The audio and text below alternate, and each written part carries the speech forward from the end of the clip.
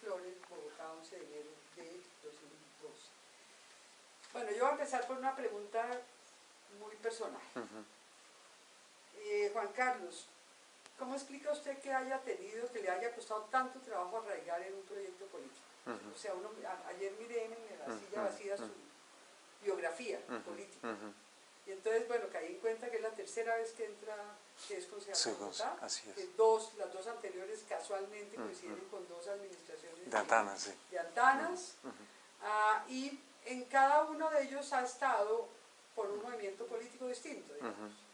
Entonces la pregunta mía es, ¿qué le pasa a Juan Carlos Flores que no arraiga en ningún proyecto político?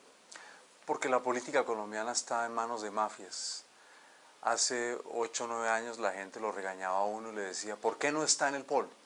Nunca estuve en el polo. Y miren en lo que terminó el polo. Los dos alcaldes del polo subyúdice, el polo patrocinando la orgía de corrupción más grave que recordamos en la historia de la ciudad.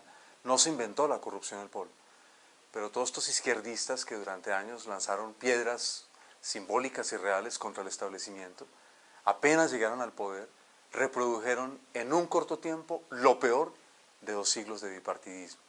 Y cuando usted mira los partidos tradicionales, lo mismo. Entonces, a mí digamos, eso nunca me ha angustiado, pertenecer a un partido, porque los partidos en Colombia siguen en deuda con la sociedad. Y la deuda fundamental es democratizarse internamente para que una democracia interna pudiera depurarlos lo más rápidamente posible. Como no hay democracia interna, entonces cualquier problema, ¿cierto?, de corrupción, de ineptitud, de ineficiencia, de distancia con la opinión, se va agravando, se va ensanchando de una manera impresionante, y cuando el problema estalla ya no está en manos de los partidos resolverlo, queda en manos de la justicia, lo que se llama judicialización de la justicia, etcétera, etcétera. Esa es básicamente, Rocío, la razón de esa actitud mía. ¿Y usted cree que bastan, digamos, hoy día se habla que ya los partidos políticos son organizaciones anacrónicas, en la sociedad del conocimiento, en la sociedad de la información, y que básicamente la política está transcurriendo a través de las redes sociales? ¿Usted piensa que en Colombia se requiere crear partidos políticos modernos, democráticos, de nuevo tipo, o no? No, esa asignatura sigue pendiente, sin lugar a dudas, porque una cosa es que haya una forma de organización partidista que se ha degradado en el mundo, y es en general en el mundo. Uno mira las antiguas democracias europeas o la antigua democracia de los Estados Unidos, hoy convertidas en plutocracias. Los políticos trabajan para los ricos, digamos, así de sencillo. Los viejos espacios de construcción democrática desaparecieron, no en balde. La política en los Estados Unidos y en Europa está hipotecada a los grandes intereses financieros. Importa un absoluto pepino lo que está viviendo el resto de la gente. Los partidos políticos en Estados Unidos no reaccionan frente al desempleo y afecta a millones de habitantes de los Estados Unidos. Los partidos políticos en Europa, uno piensa en España, que se ve por televisión todos los días, desempleo juvenil de casi el 50%, 1 de cada 2 jóvenes desempleados. Y las medidas que se aplican ahora son completamente recesivas porque están orientadas a preservar los intereses del gran capital financiero. Entonces, se requiere de nuevas organizaciones políticas, sin duda. Por más que se extiendan las redes, etcétera, etcétera, una organización política con capacidad de operar, de convocar a la gente. Y además yo creo que lo más importante, Rocío, se requiere reivindicar la política hoy en día. Ahí me sorprendió hace unos meses, tal vez, semanas, meses, ya va a ser un mes y medio, la cumbre de la Unión Europea para afrontar los líos del euro. La declaración fundamental de la señora Merkel, la canciller de Alemania, la mandamás de la reunión era: esto no es un momento para política, hay que dejar esto en manos de los técnicos del Banco Central. Yo pensaba, increíble, todo lo contrario, este es un momento para la política. La política debe decidir qué tipo de sociedad queremos, qué tipo de modelo económico. Entonces, en Colombia necesitamos de partidos políticos, sin duda, pero de partidos políticos que hagan el mea culpa y que se democraticen interiormente. Porque, vuelvo a insistir con esto, con esta cantaleta mía, la ausencia de democracia interna es la que lleva, digamos, hace que la corrupción, cuando nos demos cuenta de ella, es porque ya carcomió por completo un partido por dentro.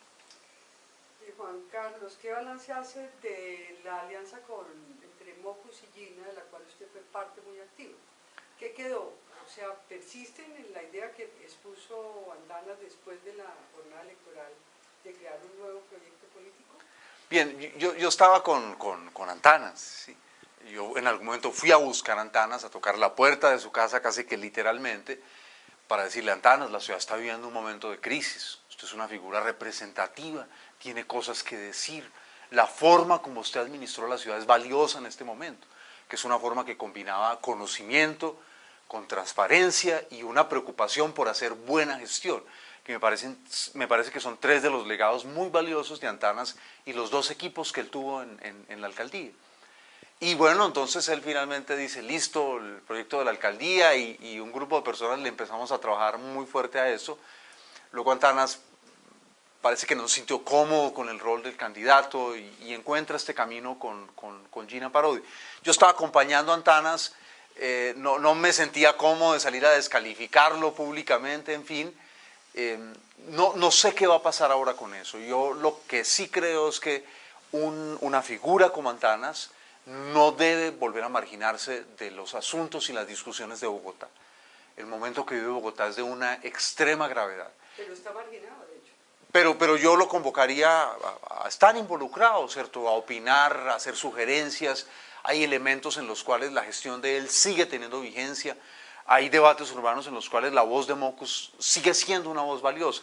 Además, porque creo, Rocío, que los problemas son de tal magnitud que no está en manos de solamente del alcalde, de su administración resolverlos. Me parece que la discusión sobre el modelo de la ciudad es una discusión que no resuelve solo un alcalde. Cuando un alcalde quiere hipotecarse el modelo de ciudad, ya hemos visto, una parte de la ciudad se siente violentada, se siente agredida, y luego viene una reacción contra ese modelo, y si ese modelo tenía cosas buenas, esa reacción también se lleva las cosas buenas por delante. ¿Cómo se siente usted como vocero de la ASI en el Consejo de Bogotá? Muy cómodo y muy contento. En primer lugar, porque la ASI siempre ha sido muy generosa. La ASI nos ha recibido varias personas en varias ocasiones. Antanas mismo en algún momento lo recibió, fue su candidato presidencial. Antanas en la segunda alcaldía se inscribió por la Alianza Social Independiente porque una triquiñuela en la registraduría dejó las firmas de Antanas sin posibilidad de juego. La ASI recibió a Fajardo, recibió a Alonso Salazar en Medellín, ambos en sus dos alcaldías, en las alcaldías de ellos dos, de Fajardo y de Salazar, fueron alcaldes por la Alianza Social Independiente. A mí me recibió ya va a ser que 4 o 5 años como candidato a la alcaldía de Bogotá y ahora como concejal. Yo siento una enorme gratitud por la ASI, porque además esto lo ha hecho siempre sin condiciones. Nunca le pone condiciones a uno. En mi caso, por ejemplo, ya elegido concejal, jamás me ha llamado ningún directivo de la ASI a decirme: bueno, ya que fue elegido concejal, allá esa unidad que usted tiene para trabajar en el consejo, entonces la mitad para nosotros. Nunca. Entonces me siento con un deber muy grande de representarla con la mayor dignidad y seriedad posible en Bogotá. Pero se dice que la ASI se convirtió en un aparato de avales. O sea, ¿cuál es la posición de la ASI frente a la nueva administración? Frente al alcalde Petro. Bien, a mí... Que usted representaría en la medida sí. en que los voceros de los partidos o de las bancadas se supone que están representando una posición de una organización política. De acuerdo. Un partido. Bien, yo creo que, Rocío, todos los partidos conceden avales, todos. Porque los... Es de la índole. Sí, y además es la tendencia hacia los avales está en la misma, en la misma arquitectura institucional de los partidos colombianos. Fíjese usted, Bogotá tiene 7 millones de habitantes, ninguno de los partidos representados en Bogotá, ni los nuevos, ni los pequeños, ni los grandes, ni los medianos, tiene un centro de estudios sobre temas urbanos, ninguno. Ni los que han gobernado, ni los que han dejado de gobernar, etcétera, etcétera. Entonces hay un sesgo a favor de los avales que es dañino para todos los partidos. En el caso de la ASI, su vocería en Bogotá, me han concedido a mí, la ASI me ha invitado a ser el vocero, a dirigir la organización en Bogotá, y yo resumiría la actitud nuestra frente al gobierno del doctor Petro con una palabra, ya que el año pasado estuvimos en las festividades bicentenarias: independencia. Y luego me parece que el rol en el que el Consejo, Rocío, ha fallado en los últimos años en Bogotá es el rol de ser un contrapeso democrático al alcalde, no un obstáculo, no un centro de chantaje para los alcaldes y los funcionarios. El Consejo tiene una deuda con la ciudadanía, ser un contrapeso. El Consejo, hoy que se puso tan de moda todos estos temas empresariales, si uno fuese reduccionista, como lo es a veces todo este lenguaje empresarial, uno diría: el Consejo es la junta directiva de la ciudad, debe enriquecer las discusiones, debe aportar a ellas. Entonces, a eso vengo, Rocío, a practicar ese ejercicio de que sea un balance democrático, de que su objetivo no sea cerrarle el camino al doctor Petro, de que el objetivo no sea chantajear a los funcionarios del doctor Petro, pero sí que enriquezca la discusión sobre los temas urbanos. Bueno, muy bien.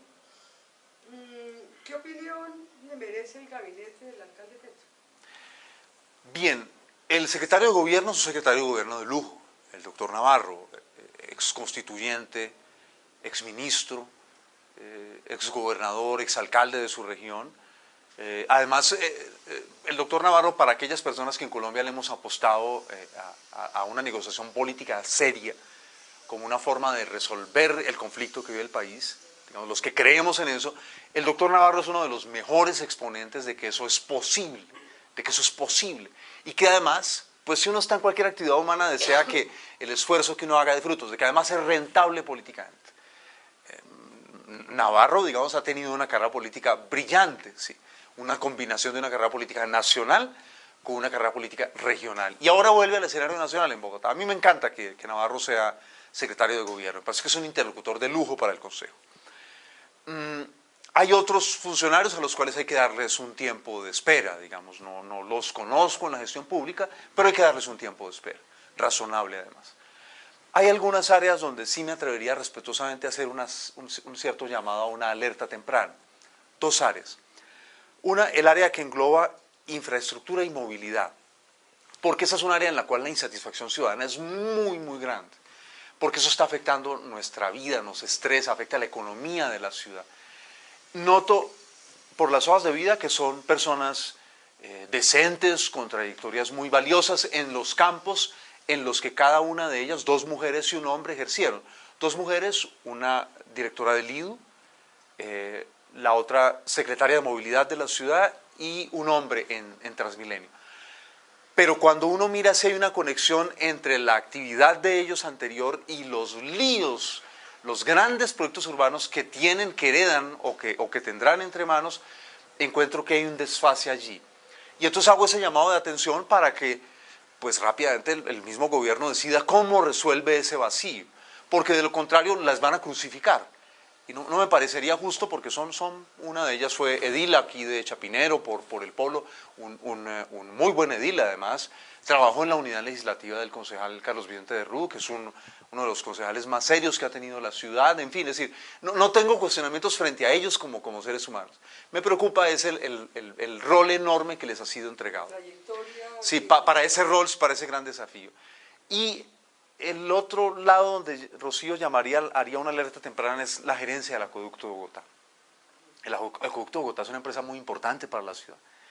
El Acueducto es una empresa que todavía es 100% pública.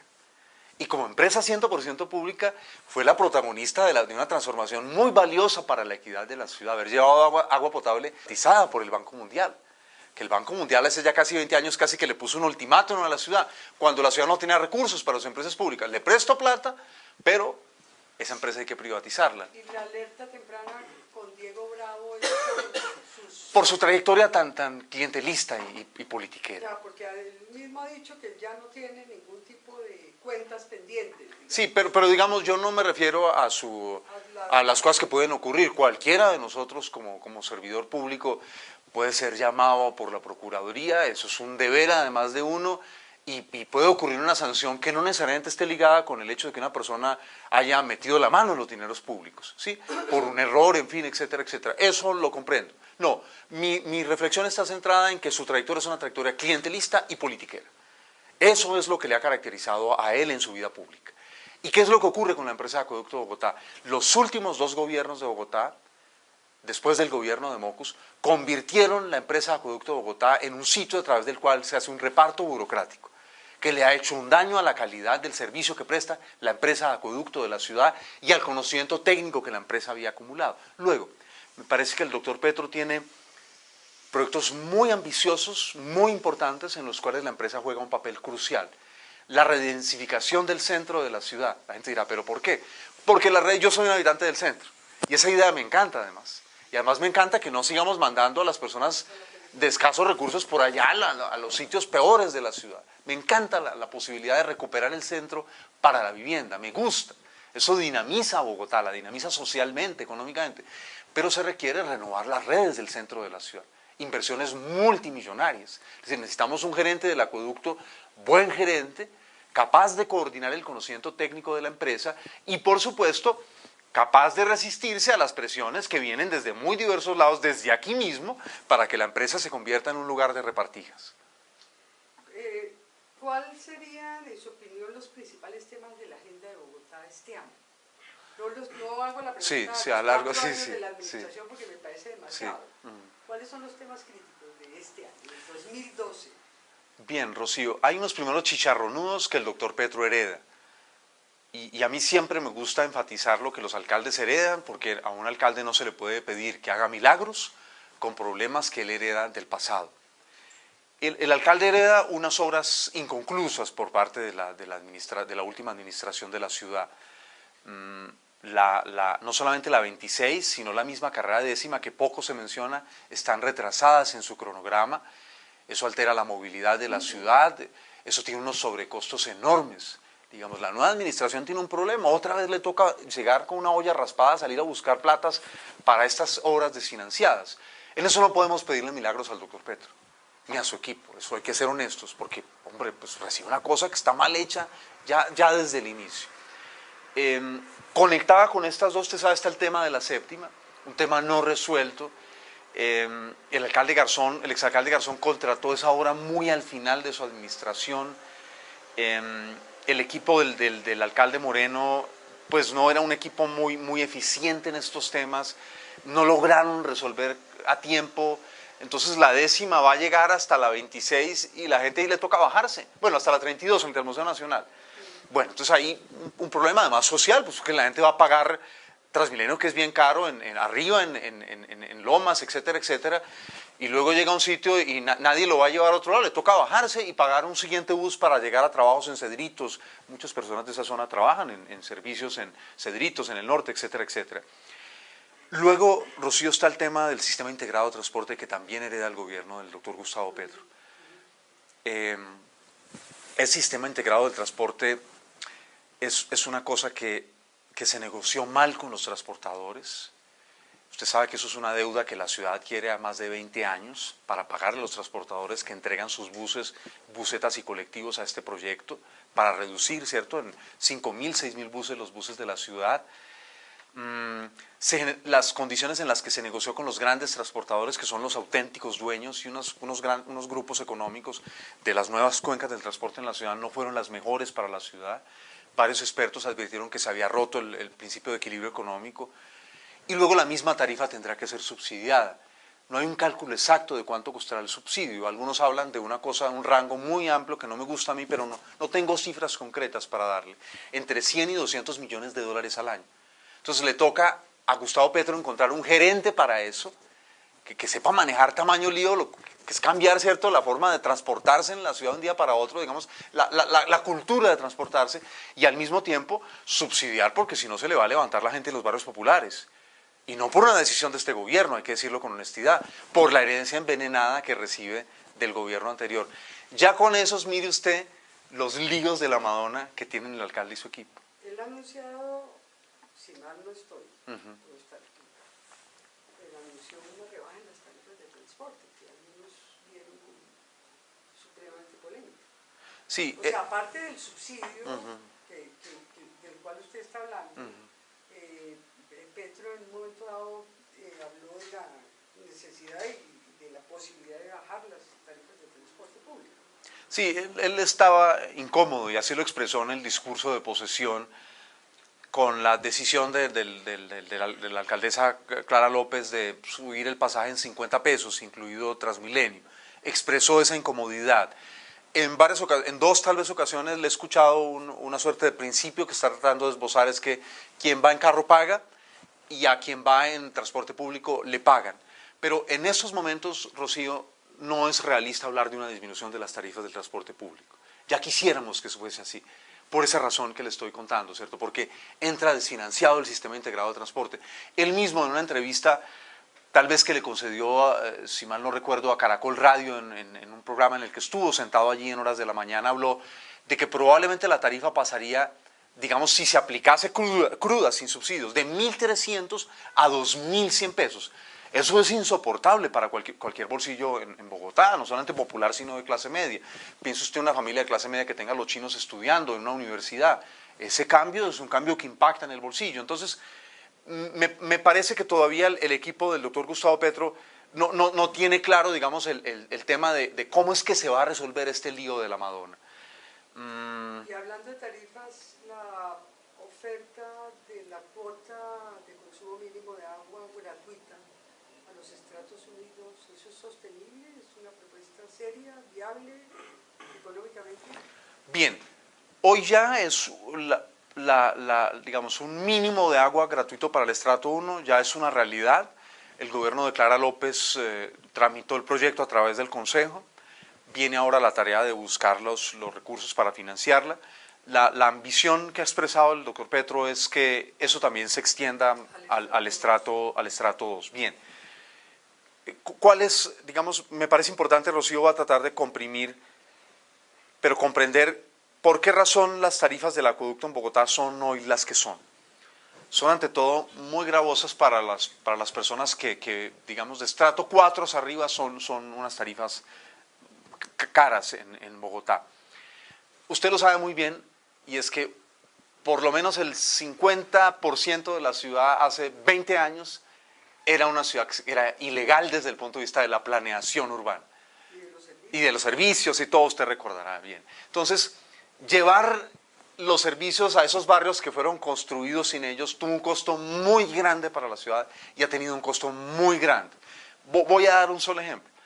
El agua de la parte vieja de Bogotá, ¿cierto? Chapinero, en fin, el centro, la Macarena, y algunos barrios del occidente, Campín, en fin, los barrios más estructurados urbanísticamente, es un agua que baja por gravedad. El agua que se lleva a buena parte de los barrios populares, ¿cierto? A Ciudad Bolívar, a Usme, es un agua que se sube con energía eléctrica. Y eso cuesta mucha plata bombear esa agua. Entonces, hay una realidad allí que hay que contarle a la ciudadanía, digamos. Las tarifas para algunos estratos para algunos grupos sociales, no me gusta la palabra estratos, son caras, porque también hemos tenido un trabajo de solidaridad social en Bogotá, que hay que reconocérsela a todos los gobiernos de Bogotá, por lo menos de los últimos 30 años. Todos tienen ese mérito. Yo creo que hay que reconocerse. Algunos, por supuesto, la gestión técnica fue mejor, otros, en fin, etcétera, etcétera. Entonces, allí hay un elemento en el que me parece que si se empieza a jugar mucho con gratuidad, se pone en riesgo el futuro de la empresa y la empresa como una herramienta para generar equidad en la ciudad. Por ejemplo, el dato que le daba antes del centro de Bogotá y la redensificación del centro, el acueducto tenía que hacer ahí grandes inversiones, un nuevo colector de aguas negras, porque si no, pues, si usted construye en altura, eso va a complicar mucho la vida del centro. Eso cuesta una plata. Entonces, a mí me gustaría que el debate fuera un debate más centrado en qué tipo de empresa de acueducto queremos y no en las tarifas. Si centramos el debate en las tarifas, pues la gente va a pedir tarifas más baratas. Si decimos la empresa es una herramienta de equidad y de transformación urbana de Bogotá, probablemente algunos grupos sociales tengamos que aguantar unas tarifas más caras en Bogotá. Bueno, ¿qué tan viable y conveniente es para Bogotá la concertación de una porción del presupuesto distrital? Que el alcalde Petro hasta ahora ha anunciado 4 billones de pesos, si yo entendí bien la información de prensa, en cabildos abiertos. O sea, yo tengo en cuenta que la ciudad tiene un sistema de participación institucional, digamos, pero la propuesta del alcalde es discutir 4 billones, negociar 4 billones en cabildos abiertos. Bien, yo creo que intentar encontrar un camino para involucrar a la ciudadanía en la priorización, que es una palabra que recordemos en Bogotá, quien la introdujo en el vocabulario político, Bogotá fue Antanas Mocus, priorizar los recursos públicos. Entonces, si uno busca mecanismos virtuosos, transparentes, para involucrar a la ciudadanía en priorización de recursos públicos, es decir, que ante todo es una tarea pedagógica, muy importante, uno puede lograr que la ciudadanía se interese más por cómo se gestionan, se manejan los recursos públicos. Me parece, desde el punto de vista pedagógico, democrático, me parece una tarea apasionante y me gustaría colaborar en esa tarea. Al mismo tiempo, Eso requiere de pensar con realismo lo que ha ocurrido en la ciudad en los últimos años, y es que en muchas localidades la participación fue hipotecada nuevamente por la clase política. ¿Cierto? La clase política, los ediles, los concejales, tienen unos participantes perpetuos, que como están liberados de profesionales, pues son los participantes perpetuos, entonces como están liberados de otras actividades, porque la gran mayoría de nosotros pues tiene actividades, nos toca salir a trabajar, la gente al rebusque, no hay un tiempo libre de la gente para poder genuinamente participar, que es uno de los problemas de la democracia contemporánea. Obviamente ahora están las redes, etcétera, etcétera. Entonces, mi reflexión con la que contribuye a este debate es, eso bienvenido, pero hay que clarificar muy bien para que estos participantes profesionales no se apoderen de los presupuestos, los direccionen y luego unas mafias de contratistas locales no se apoderen de ellos. Rocío, algunos de estos grandes clanes mafiosos de la contratación, que ahora se mencionan todos los días en las noticias, surgieron abajo, en la participación local, supieron orientar la participación, después financiaban campañas de ediles, después tenían la capacidad, como elegían varios ediles, los financiaban, de orientar eso para las ternas de los alcaldes locales. Entonces, si el gobierno del doctor Petro no es ingenuo frente a ese tema, es interesante porque se abre una posibilidad de un debate que estaba como oxidado en Bogotá. De acuerdo con lo de la conveniencia de la participación, pero uno se pregunta, ¿es posible en cabildos abiertos? Usted sabe perfectamente que la asignación de recursos presupuestales a proyectos de inversión es un tema sumamente técnico, no solamente técnico, también es político, tiene que ver con la propuesta de gobierno con la cual fue elegida el alcalde. Entonces la pregunta mía es 4 billones, porque lo que hizo Antanas fue definir por ferias, en galpones, con unos priorizadores, qué quería la gente como prioridades en temas de inversión, no en plata. No sé, pero lo que ha dicho el alcalde Petro es que su aspiración es a concertar 4 billones de presupuesto. Pero la pregunta más tiene que ver con los criterios, usted también lo ha dicho, hay profesionales de la participación. ¿Qué pasaría, me pregunto yo, con el sistema de participación si está clientelizado? Entonces también hay que preguntarse cómo hacer para desclientelizarlo, o si se requiere crear una estructura paralela de participación, que finalmente termina deslegitimando lo que existe legalmente. Son como mis inquietudes. Esas inquietudes las comparto. Aún el gobierno distrital no ha presentado cuáles son las reglas de juego. Las reglas sí. de la concertación, cómo funcionan esos cabildos abiertos.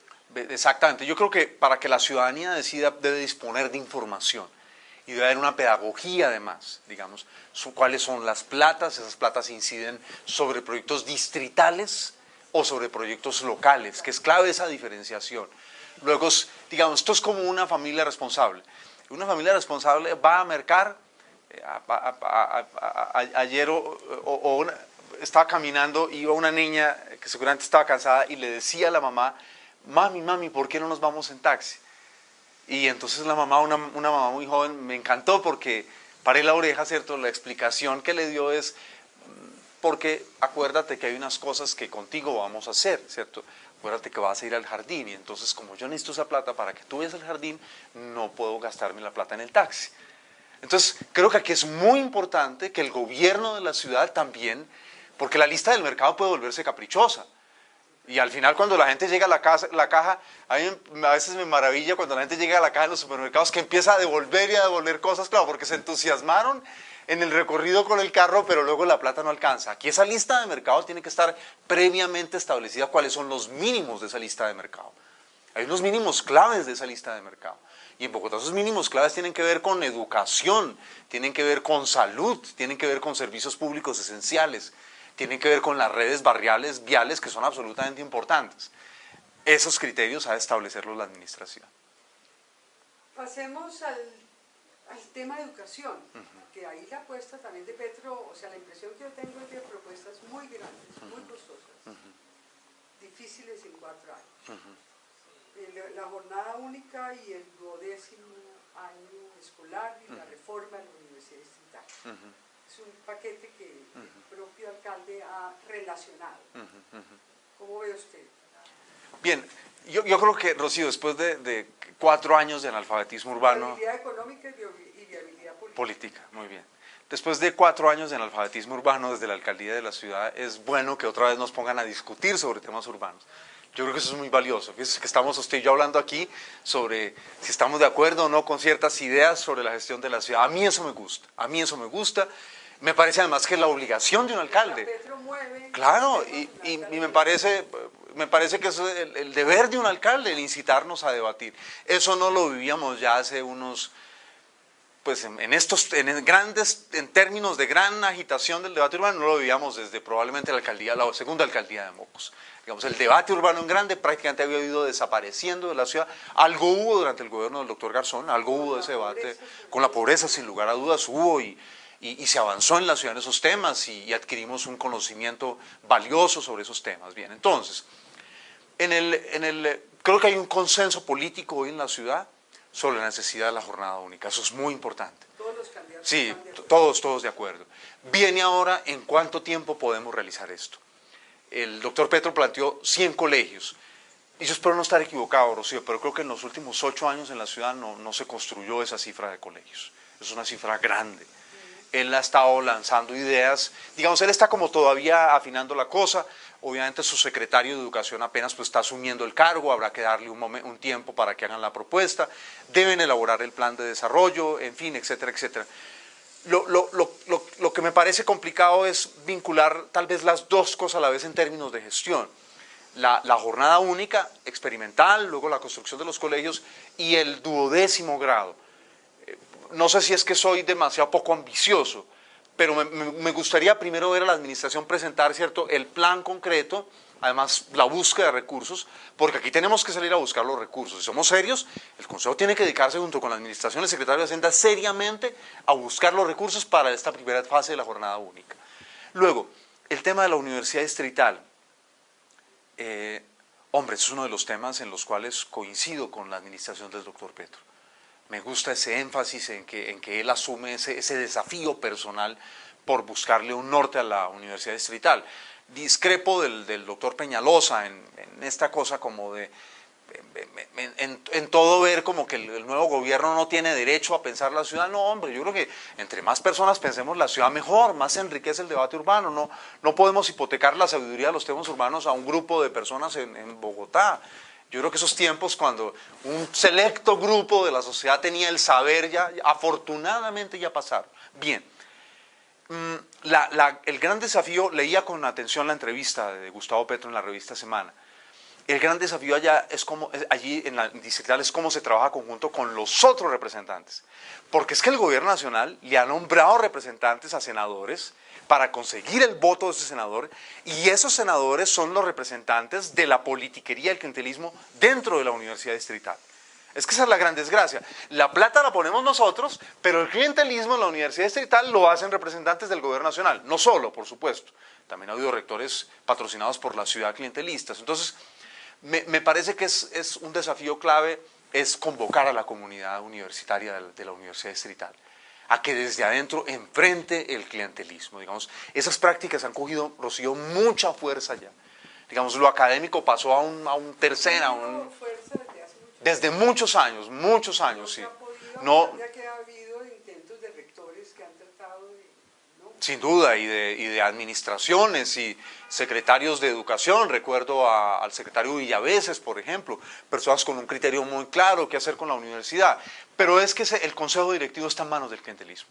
Entonces, el consejo directivo de la Universidad Distrital está ahí para repartirse los puestos y los contratos de la universidad.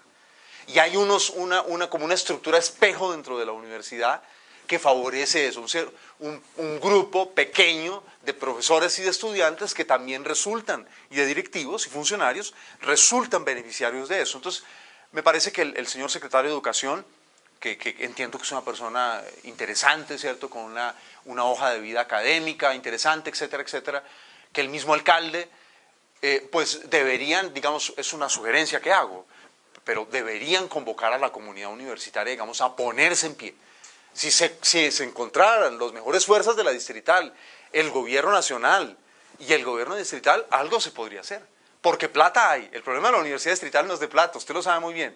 No. El problema es de que la plata está, pero termina en unas manos que no son las de ni la investigación, ni la docencia, ni mejor calidad de infraestructura ni docencia para los estudiantes. Una última pregunta. Sí, 5 minutos. Aparte del control político, ¿qué proyectos de acuerdo piensa promover en el Consejo? ¿Tiene algún proyecto o temas que a usted le interese impulsar particularmente en estos años en el Consejo? Sí, sí, a mí me gusta, digamos, mencionábamos antes, Rocío, como una de las cosas valiosas de los ocurridas en Bogotá en los últimos años, todo el tema de haber puesto el hambre en la ciudad en la agenda. Digamos, por las informaciones que uno recibe, por los estudios que algunas entidades han realizado, hay un proceso de clientelización muy preocupante de toda esta estructura de comedores comunitarios que fue creada. Luego, esos comedores comunitarios en la idea inicial eran parte de un plan de abastecimientos para la ciudad que potenciaba la relación de Bogotá consumidora con el entorno productivo y que veía además un diálogo con los campesinos de la gran zona que abastece a Bogotá. A mí ese tema me gusta, me apasiona, me parece absolutamente necesario, porque si hablamos del cambio climático, hay un tema, un componente del cambio climático que es la huella ecológica de lo que consumimos. Y la huella ecológica de lo que consumimos los habitantes de las ciudades es muy larga. Es decir, aquí a la gente le encanta, pues si mejora sus condiciones de vida, comer salmón de Chile, pero nunca se pregunta, oiga, ¿y el costo que tiene? Nosotros estamos importando Boca Chico de la Argentina y se importa ahora bagre del sudeste asiático. Eso es una locura, por Dios.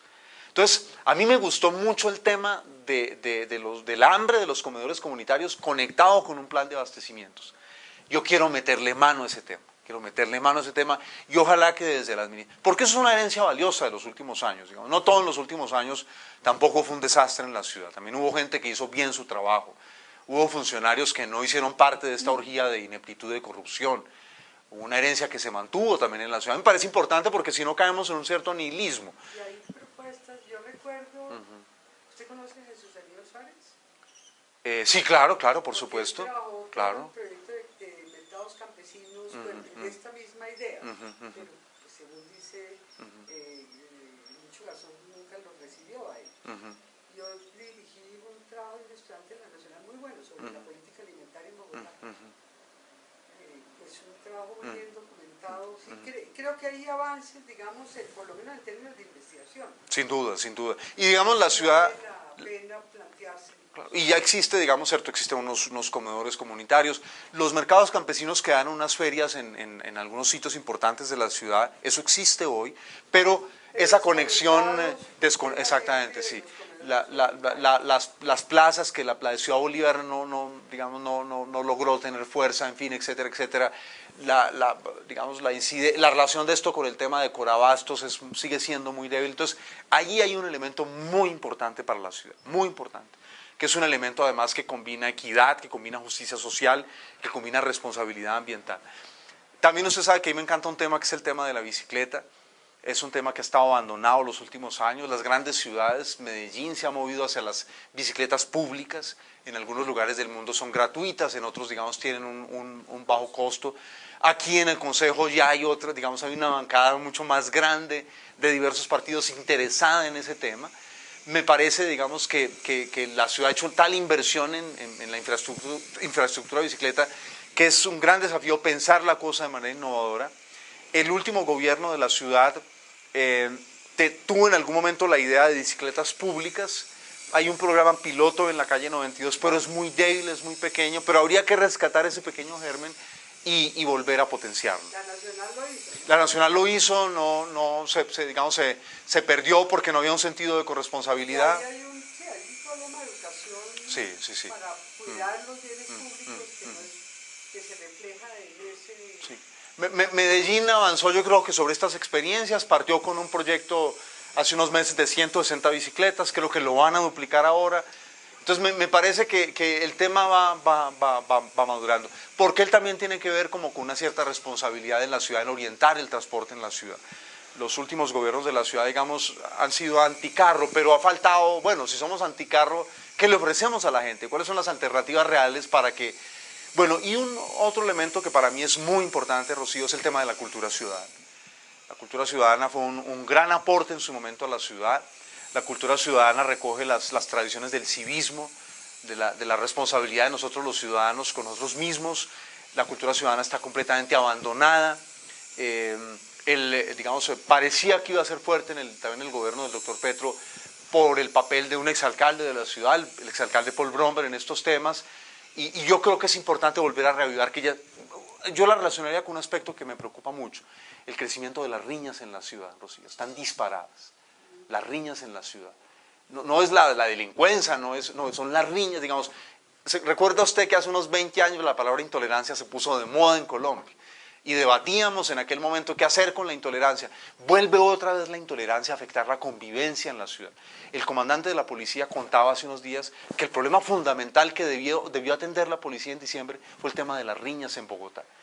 Yo creo que hay que volver a recuperar la cultura ciudadana, la idea de autorregulación. Sobre eso también quiero trabajar. Ahí valdría la pena que se ha hecho muy poca utilización de la encuesta de culturas públicas. Así es. Que se continuó de las únicas cosas que en las que ha habido una continuidad, sí. Y hay información, yo vi la del 2009, ya está la del 2011, y ahí están, digamos, los temas de tolerancia y uno sí ve que hay un descenso. Por ejemplo, hay una... cultural y de, digamos, deterioro de la convivencia en Bogotá. Mire usted... Listo, perfecto. Muy bien. No, Rocío, mencionaba usted la encuesta sobre culturas públicas, que es otro de los elementos de continuidad que hubo a lo largo de estos años, hay que rescatarla. En ella se refleja el deterioro de la convivencia del civismo en Bogotá. Hay un indicador que a mí no deja de preocuparme. Ha crecido sostenidamente el número de bogotanos que piensan que hay que ejercer justicia por mano propia. Entonces me parece que este es un momento ideal para volver a rescatar esos instrumentos en Bogotá y para establecer una política pública, porque la desgracia es que hay gobiernos que piensan que ciertas cosas valiosas que vienen de los antecesores favorecen el prestigio de ese antecesor y no lo ven como política pública. Y yo creo que cuando las cosas se ven como política pública tienen mucha fortaleza. Hablábamos de la empresa de Acueducto de Bogotá. En la medida en que eso fue una política pública, diversos gobiernos continuaron con una expansión de la red de servicios del acueducto en la ciudad. Son algunas de las ideas que tengo para trabajar en el Consejo. Muy bien. Gracias, Rocío. Gracias a usted. Muy bien. ¿Y qué datos que tiene? Carlos Flores, Bogotá, 11 de enero de 2012. Bueno, yo voy a empezar por una pregunta muy personal. Juan Carlos, ¿cómo explica usted que le haya costado tanto trabajo arraigar en un proyecto político? O sea, ayer miré en la silla vacía su biografía política. Y entonces, bueno, caí en cuenta que es la tercera vez que entra, que es concejal de Bogotá. Así es. Que las dos anteriores casualmente coinciden con dos administraciones de Antanas, sí. De Antanas. Y en cada uno de ellos ha estado por un movimiento político distinto, digamos. Entonces la pregunta mía es, ¿qué le pasa a Juan Carlos Flores que no arraiga en ningún proyecto político? Porque la política colombiana está en manos de mafias. Hace 8 o 9 años la gente lo regañaba a uno y le decía, ¿por qué no está en el polo? Nunca estuve en el polo. Y miren en lo que terminó el polo. Los dos alcaldes del polo subyúdice, el polo patrocinando la orgía de corrupción más grave que recordamos en la historia de la ciudad. No se inventó la corrupción en el polo, pero todo esto sí es que... Fue parte muy activa. ¿Qué quedó? O sea, ¿persisten en la idea que expuso Antanas después de la jornada electoral de crear un nuevo proyecto político? Bien, yo estaba con Antanas, ¿sí? Yo en algún momento fui a buscar a Antanas, a tocar la puerta de su casa casi que literalmente, para decirle, Antanas, la ciudad está viviendo un momento de crisis, usted es una figura representativa, tiene cosas que decir, la forma como usted administró la ciudad es valiosa en este momento, que es una forma que combinaba conocimiento con transparencia y una preocupación por hacer buena gestión, que me parece que son 3 de los legados muy valiosos de Antanas y los 2 equipos que él tuvo en la alcaldía. Y bueno, entonces él finalmente dice, listo, el proyecto de la alcaldía y un grupo de personas le empezamos a trabajar muy fuerte a eso. Luego Antanas parece que no se sintió cómodo con el rol del candidato y encuentra este camino con Gina Parodi. Yo estaba acompañando a Antanas, no me sentía cómodo de salir a descalificarlo públicamente, en fin, no sé qué va a pasar ahora con eso. Yo lo que sí creo es que organizaciones políticas, sin duda, por más que se extiendan las redes, etcétera, etcétera, una organización política con capacidad de operar, de convocar a la gente. Y además yo creo que lo más importante, Rocío, se requiere reivindicar la política hoy en día. Ahí me sorprendió hace unos meses, tal vez, semanas, meses, ya va a ser un mes y medio, la cumbre de la Unión Europea para afrontar los líos del euro. La declaración fundamental de la señora Merkel, la canciller de Alemania, la mandamás de la reunión era: esto no es un momento para política, hay que dejar esto en manos de los técnicos del Banco Central. Yo pensaba, increíble, todo lo contrario, este es un momento para la política. La política debe decidir qué tipo de sociedad queremos, qué tipo de modelo económico. Entonces, en Colombia necesitamos de partidos políticos, sin duda, pero de partidos políticos que hagan el mea culpa y que se democraticen interiormente. Porque, vuelvo a insistir con esto, con esta cantaleta mía, la ausencia de democracia interna es la que lleva, digamos, hace que la corrupción, cuando nos demos cuenta de ella, es porque ya carcomió por completo un partido por dentro. Juan Carlos, ¿qué balance hace de la alianza entre Mocus y Gina, de la cual usted es de las redes sociales? ¿Usted piensa que en Colombia se requiere crear partidos políticos modernos, democráticos, de nuevo tipo o no? No, esa asignatura sigue pendiente, sin lugar a dudas, porque una cosa es que haya una forma de organización partidista que se ha degradado en el mundo, y es en general en el mundo. Uno mira las antiguas democracias europeas o la antigua democracia de los Estados Unidos, hoy convertidas en plutocracias. Los políticos trabajan para los ricos, digamos, así de sencillo.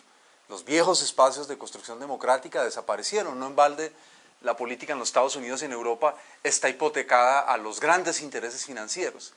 Importa un absoluto pepino lo que está viviendo el resto de la gente. Los partidos políticos en Estados Unidos no reaccionan frente al desempleo y afecta a millones de habitantes de los Estados Unidos. Los partidos políticos en Europa, uno piensa en España, que se ve por televisión todos los días, desempleo juvenil de casi el 50%, uno de cada dos jóvenes desempleados. Y las medidas que se aplican ahora son completamente recesivas porque están orientadas a preservar los intereses del gran capital financiero. Entonces, se requiere de nuevas izquierdistas que durante años lanzaron piedras simbólicas y reales contra el establecimiento. Apenas llegaron al poder, reprodujeron en un corto tiempo lo peor de 2 siglos de bipartidismo. Y cuando usted mira los partidos tradicionales, lo mismo. Entonces, a mí digamos, eso nunca me ha angustiado, pertenecer a un partido, porque los partidos en Colombia siguen en deuda con la sociedad. Y la deuda fundamental es democratizarse internamente para que una democracia interna pudiera depurarlos lo más rápidamente posible. Como no hay democracia interna, entonces cualquier problema, ¿cierto?, de corrupción, de ineptitud, de ineficiencia, de distancia con la opinión, se va agravando, se va ensanchando de una manera impresionante, y cuando el problema estalla ya no está en manos de los partidos resolverlo, queda en manos de la justicia, lo que se llama judicialización de la justicia, etcétera, etcétera. Esa es básicamente, Rocío, la razón de esa actitud mía. ¿Y usted cree que bastan, digamos, hoy día se habla que ya los partidos políticos son organizaciones anacrónicas, en la sociedad del conocimiento, en la sociedad de la información, y que básicamente la política está transcurriendo